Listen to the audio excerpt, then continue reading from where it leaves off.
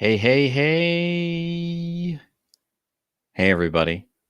It's Alex. If you're watching this in a recorded format, skip ahead like 2, 3 minutes. That's when we'll jump into this. I'm just going to wait a few to see if it is actually live and working and getting a few people in here because I said we're starting at 10. I want to make sure I just start on time, get some people rolling in here. Hope you're doing well. I'm going to be referencing a video that I made yesterday about a drug topics article. They just released a bunch of information about salary and stress and satisfaction. Highly recommend you check it out. And it looks like I got a few people popping in here. So, hey, where are you guys from? Put in the chat. I'd love to hear where you guys are at. I see a few people logged into Facebook, a few people on LinkedIn. Where are you guys at in the world?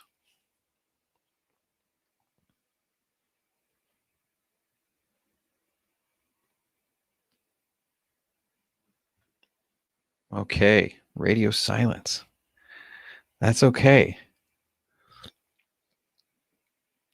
I hope you guys like these presentations. I think I'm going to be doing more and more of them in the future. There's a lot of issues that we haven't talked about on our website that we want to get out there and see how things are going in your world and what topics we can cover and educate on in the pharmacy profession. I think we want to go through career transitions and talk more about how to do those and the different fields that pharmacists are getting into. Hey, Lim from Fort Lauderdale. I was just there literally a few weeks ago, right before Thanksgiving. Would have loved to meet up. It was awesome. It was beautiful. I absolutely loved it. 80-degree weather. Hey, Janan. I know you from Louisville. I don't think of you in Kentucky because you do not sound like a Kentuckian. Is that the right word? Hey, Sharik from LA. Good to see you guys. So let's go ahead and jump into this topic. I've been thinking all about this topic on the weekend, and I'm ready to see where we can begin here. Is that good? That looks good. So, work-life balance. We're going to talk today about how work became more important than life and what we're going to do about it. We're going to talk about why balance is actually not the goal, not at all, and how it'll never be achieved. And we're going to talk about creating a new balance based on your needs, not your wants, and how to negotiate for your needs with your work. And then we're going to finally talk about some extra steps that you can do with if you feel like your life is not in balance. So yesterday we talked about drug topics in a video. You can check it out in my feed. And we talked about how 7 out of 10 pharmacists feel unhappy in their current roles. Why? Why is that? I think it's because of this issue, work-life balance. It is unhinged. It's not where people want it to be. So why do people feel this way? Why is it important to keep happy pharmacists? Well, I think that when you have your career and your life imbalanced, there's going to be slow, tiny decisions that happen in your life that may seem benign at first, but add up over time. You start missing one soccer practice, right? And then you start missing all of them. You come home angry one night from work and you say, that'll never happen again. And then a week later, it happens 2 times. And then it becomes a regular thing. Balance, or the lack of balance, I should say, is kind of like the symptom that creeps up over time. It doesn't happen the first day you go into work. It happens months, years, and sometimes even decades of just building up new and unhealthy habits. And when you have this compounded issue, it begins to create a total imbalance in your life, leaving you feeling like this is not where I want to be. I spoke with a pharmacist in North Carolina a few months ago. She's a mother of 3. She felt a lot of that happening in her own life. She felt like she had no balance. Here's what it did to her life. She would snap at her husband, especially on Sunday night, right before she had to go into her work or her shift on Monday. Her family kind of had this habit of like, we're not going to talk okay to you on Sunday. We're going to keep interactions minimum because of just what had happened over not a day or two, years. And she would come home from work, not a happy camper. And days off were spent just trying to exhale all of that stress to try to get to a normal level of behavior. Unfortunately, would just be compounded back into an imbalance by going back into work and creating the stress all over again. And so the way Rachel was her name, the way that she got through this ultimately was by transitioning out. She got out of her job. She got into a manager's position in a newer community pharmacy. Yeah, community pharmacy, where she's absolutely killing it. She's loving it. She's creating new products for people. She's focusing on preventative health. She's innovating, doing COVID tests in her pharmacy. She's making her business more money. Like, she's loving it. She feels like she can finally say, I'm happy and I'm proud to be a pharmacist. But that takes time, and that's an extreme measure. You can get work-life balance with where you're at, but we're going to go about it in a different way. So I got two screens here, so I'm going to be looking back and forth. One of my favorite, nope, that's the wrong button. One of my favorite country singers of all time, and I don't really like country, and vaccine donators for the COVID-19 vaccine is Dolly Parton. She said once, don't get so busy making a living that you forget to make a life. I don't know if that's from a song or not. I just think Dolly's awesome. But when you read that, like, okay, that makes sense. It's a good reminder. But what does that actually mean? How do you actually go about making a life? You have to work, you have to make money, you have to pay bills. That's how life works at the current state. So how do you do that, Dolly? Well, what I want to start with is doing a very quick 10-minute balance exercise. And I encourage you to do this after our webinar today. But here is the simple truth. What I want you to do is this: grab a pen and paper, and I want you to ask yourself this question. What makes you feel off balance right now? And think about this in really 4 areas of your life: work, relationships, health, finances. You could dissect those a little bit, but of those 4, put in the chat, what do you feel like is putting you off balance? Is it work? Maybe it's a close relationship that's maybe making you stressed out. Maybe it's feeling like you got some extra weight. I recently had COVID and I lost about like 8 pounds. So I'm not feeling that problem right now. Maybe it's finances. What do you feel like is like the thing that's making you feel out of balance?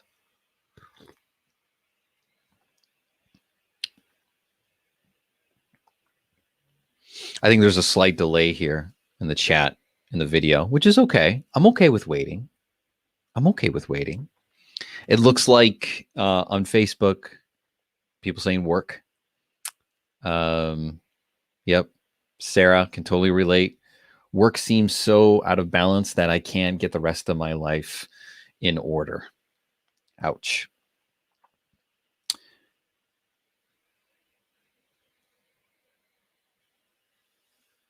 Yeah, this is a tough issue. It's hard to get through this. After you write out and kind of assess your situation with where you feel off, what I want you to ask yourself then is, what does a balanced life look like? One of the problems is that often people know that something's off, but they don't try to diagnose and think about, if I could just do this. Maybe it's a simple switch. Maybe it's having a tough conversation with your boss. Maybe it's having, a tough conversation with yourself. You know what? I have to get at least 5,000 steps in today. Maybe it's having a hard look at your finances and making some tough decisions. I don't know what that balanced look life is, but you want to describe for yourself, What does shifting work, health, finances back in alignment to where you want it to be? But ultimately, this is just the beginning of trying to fix the issue, the heart of the issue. What I'd encourage each of you to do is to rethink how you consider work-life balance. Because they say, everything in its right place. And balance in and of itself implies equal weight to work and everything else in your life. And imagine if we actually did that. There's 24 hours in a day. You have to spend some hours sleeping. Let's assume 8. So that's a third of your day gone. And let's assume that you're able to just transport to your workplace. So there's another 8 hours gone in a typical day. And then you have another 8 hours of time outside of that. That would be equal. But even then, it's not truly equal because a third of the day is totally gone to rest because your body needs it. You have to have that. This balance will never work. It is a zero-sum game. It's like comparing a little Motrin pill to a moon. Okay, both when you like look at them in the sky, they're the same size, right? They're both circular.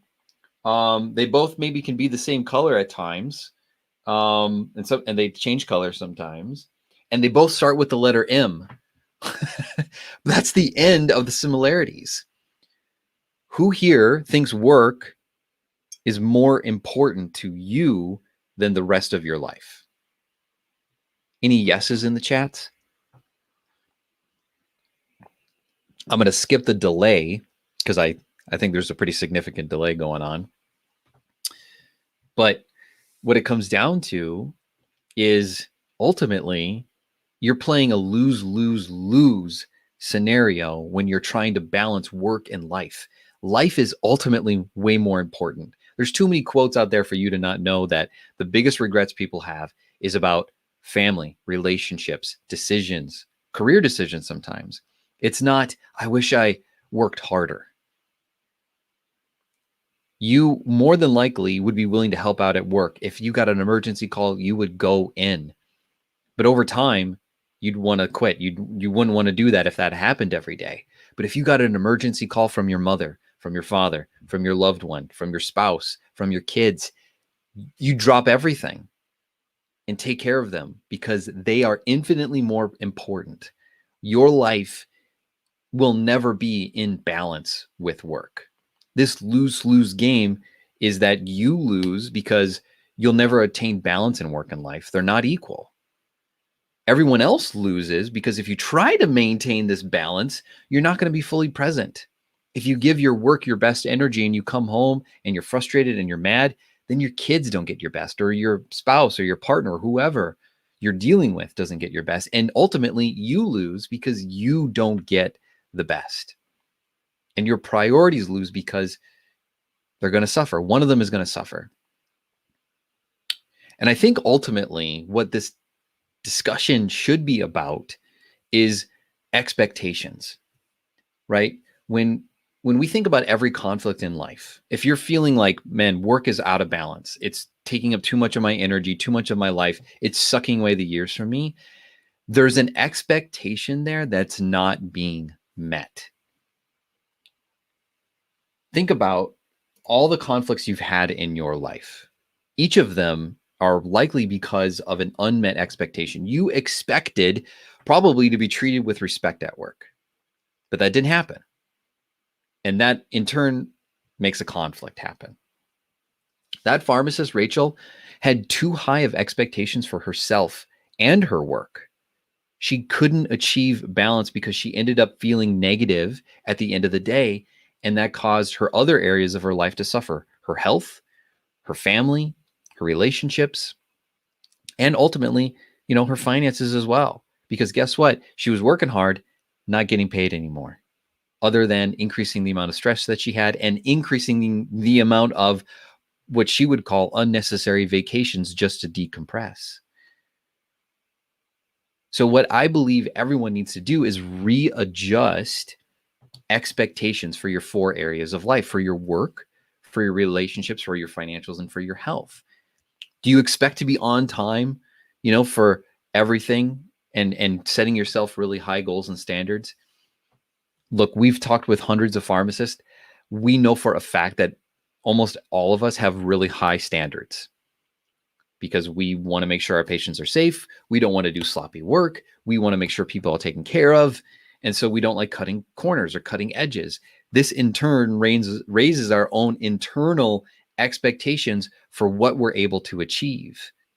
So we push ourselves. Or if we're not pushing ourselves in an area like our health, we feel bad. We feel guilty. I should eat better. I should go to the gym. I should do these things.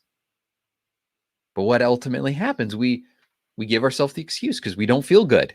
We're not happy in our current role. Why would we spend that extra energy to meet our expectations if we ultimately feel bad? So what's the path forward? Do we constantly go through life feeling like we're late to our priorities, our work, our relationships, our financials, feeling like that's not good. That's not who I want to be. Well, what I think is needed is to work on priorities. Rather than trying to make everything equal, what is necessary is to instead think about how can I balance my priorities? Work is important, finances are important, relationships are important, my health is important. If these things are not aligned with my expectations, then ultimately they're going to be off. One of them is going to falter. And in turn, if there's a crack, especially in the foundation, this whole rock pile is going to fall down. When I was on my sabbatical, I had the opportunity to see like these giant rock piles in these national forests near rest stops. And it was just amazing to see how they were able to balance these rocks. And frankly, it looked like they had been there for many months, if not a year. Well, that's because it has a strong foundation. And ultimately, where I feel like most pharmacists are struggling right now when it comes to work-life balance is at work, which is why I want to talk about what you can do to try to get a little bit more balance at your current position. And what it comes down to is, unfortunately, conflict. I've got two kiddos. I have two girls. I didn't want to show a picture of them. I don't have their permission to do that yet. I don't have permission of them fighting. But when it comes to negotiations, ultimately, you've got to assess what in my work and my day job is causing this imbalance and how can I make work fit into my life priorities. So the classic example that a lot of people do is they go part-time. They go part-time and it creates more time, more space. It creates more energy for working on things like your finances, your health, and your relationships. A good friend of mine that I really respect quit his job when he was in his mid 40s because his son was having some significant behavioral issues.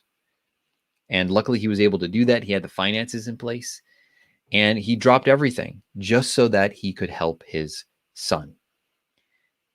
Now, not everyone is in that position, but I think what is necessary is to have tough conversations with your manager. And I want to use a tactic that my good friend Kwame Christian, who is the founder of the American Negotiation Institute, he's a guy I've known for years. We were in a mastermind together, and he's a speaker. He goes all over the world as a lawyer, and he does seminars where he talks about negotiation and having these tough conversations.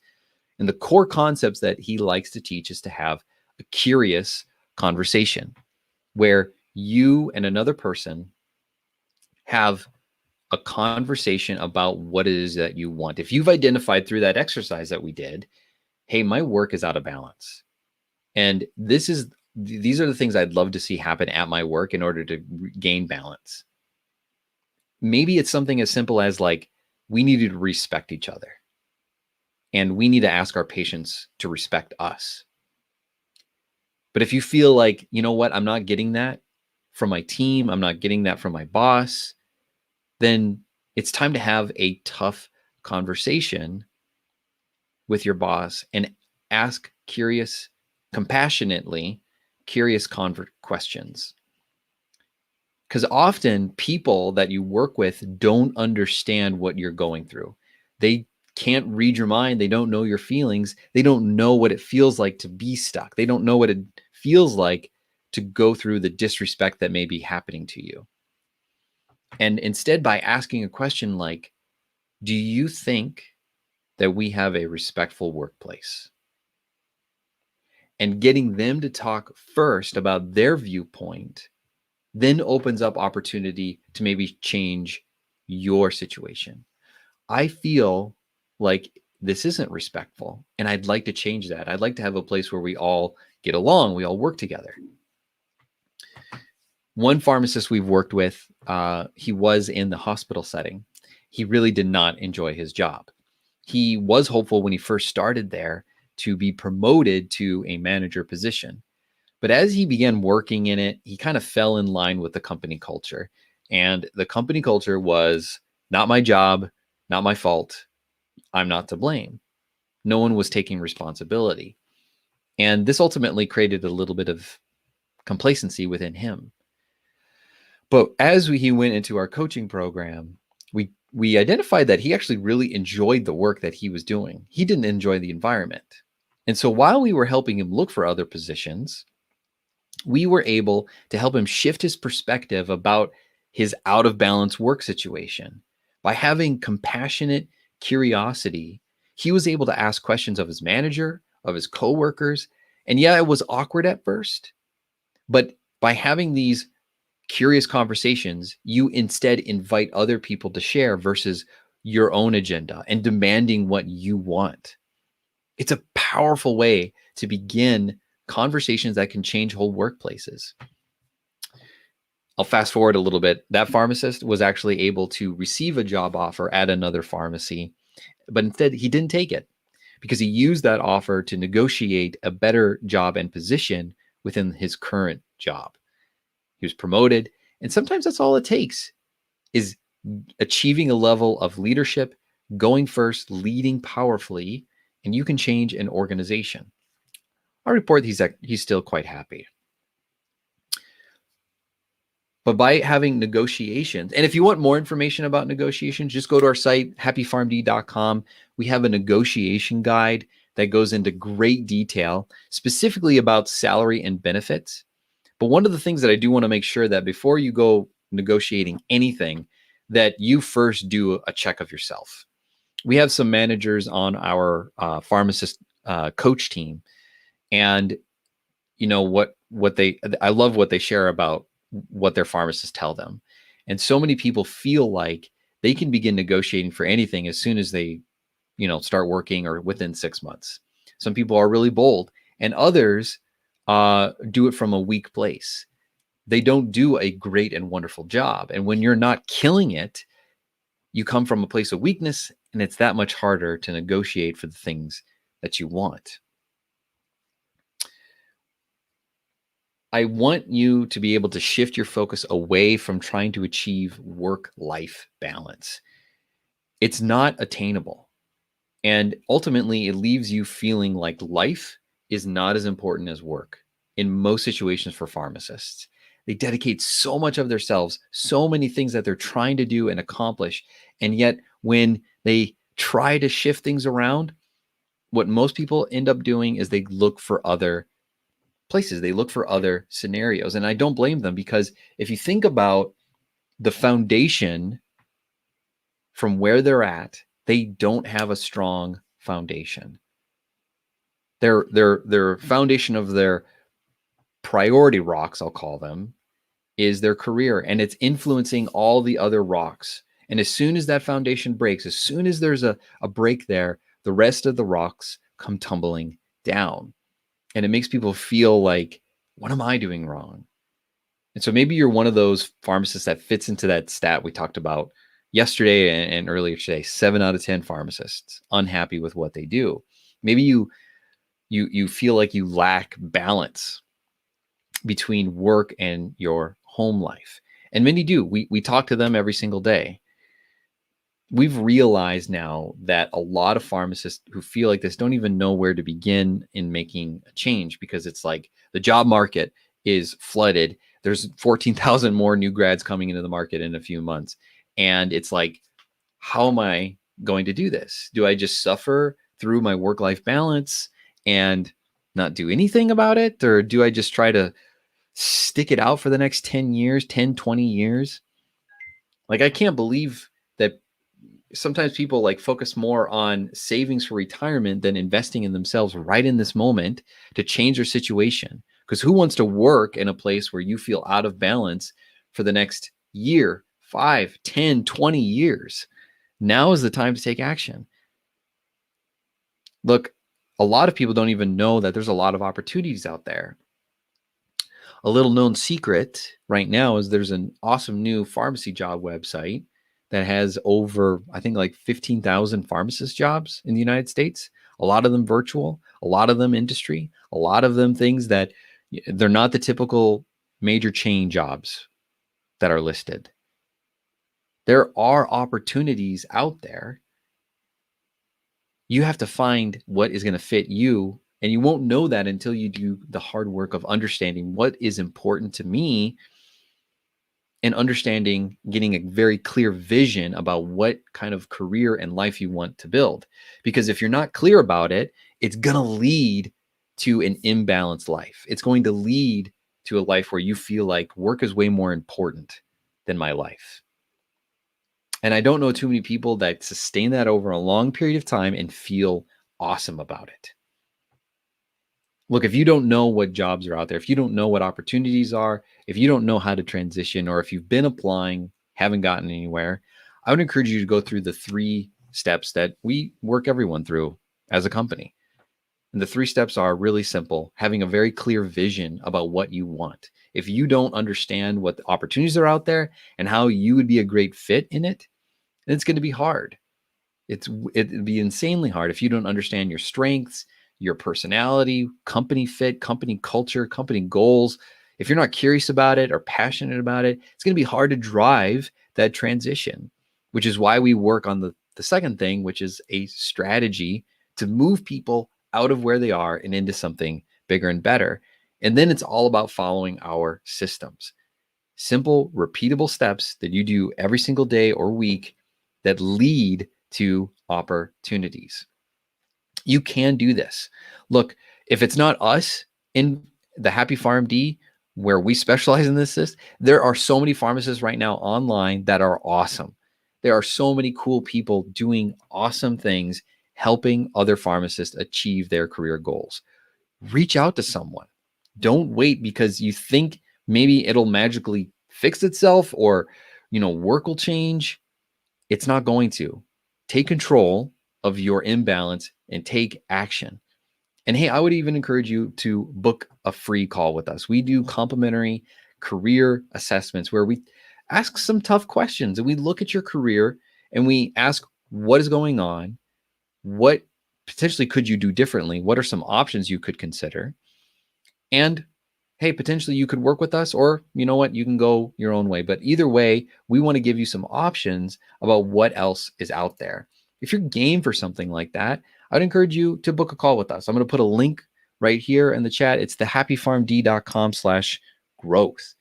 In this, we talk about basically, where you're at right now in your career. You'll talk with Eric Wilson. He's our growth advisor. He's talked now with hundreds of pharmacists, and he's always our first point of contact.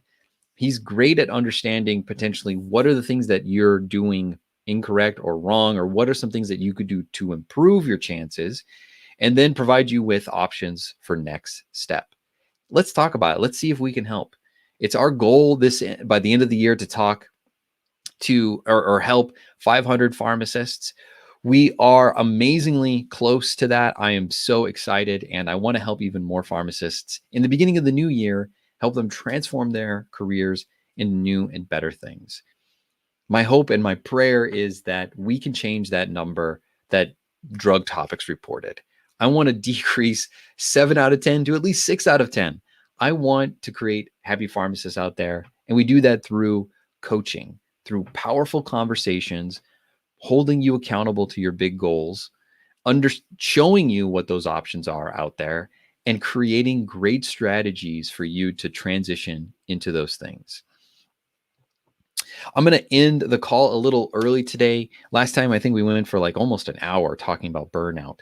And I want to make sure that you guys are you are able to achieve work-life balance. So if you have any questions or concerns, send me a private message. We chat with every single person, or at least try to, that connect with me. Sometimes people connect with me and like they don't say anything. I don't get that, but either way, I love connecting with people, and I'd be happy to hear more about what's going on in your career, what's going on in your life, and if there's anything I can do to help.